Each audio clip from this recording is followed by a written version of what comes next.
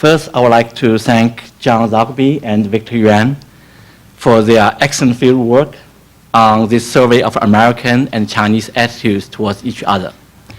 As we have just heard, this unprecedented, large-scale, multi-group mirror survey provides a tremendous amount of information on American and Chinese views regarding major issues in the bilateral relationship. These issues, including trade, job, product safety, the environment, human rights, regional security, Taiwan, and the 2008 Olympics, should be of great interest to many people in the United States, and especially to the presidential candidates and their foreign policy advisors.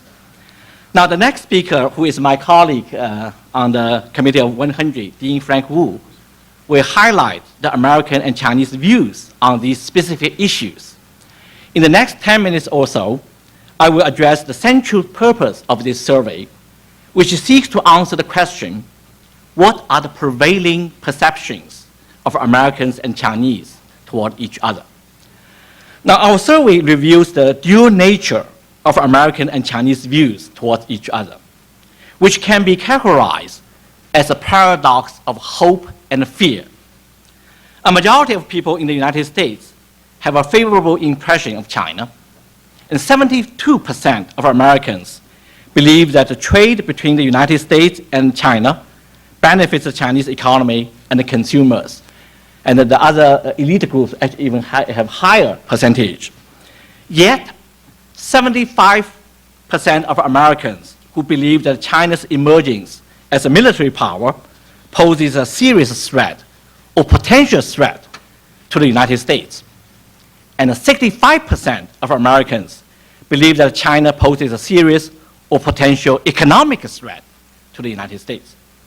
Now, on the Chinese side, while the majorities in all samples hold a favorable impressions of the United States, as you can see from this chart, 60% among the general public, 86% among the business leaders, opinion leaders, and 94% among the business leaders have favorable views of the United States.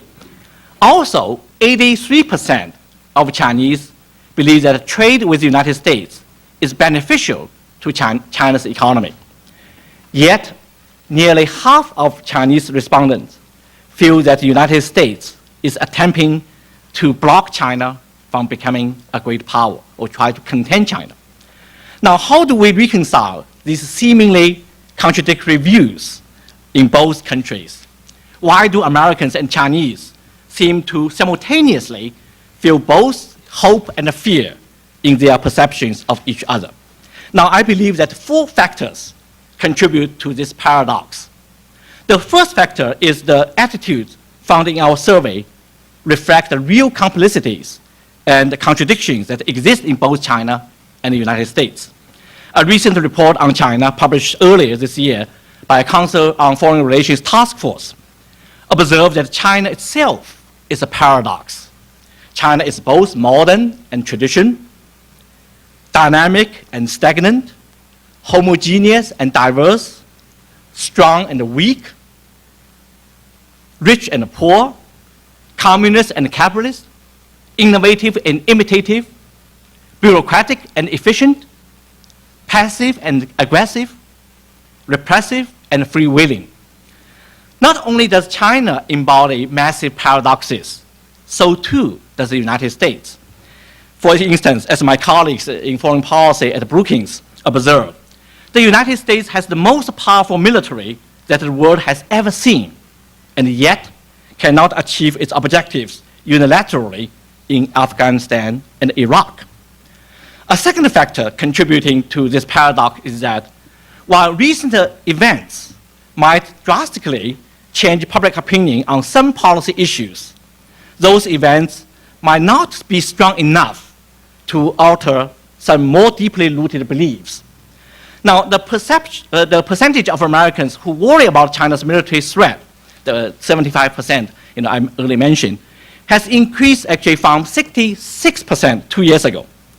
And this is likely the result of China's anti-satellite missile test early this year. Similarly, more than 2/3 of our American public say that the recent Chinese product safety issues have reduced their confidence in products made in China.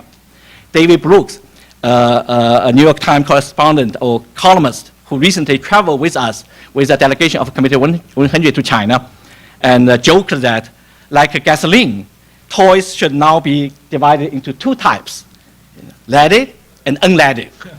Leaded toys are from China, and unleaded toys from the rest of the world.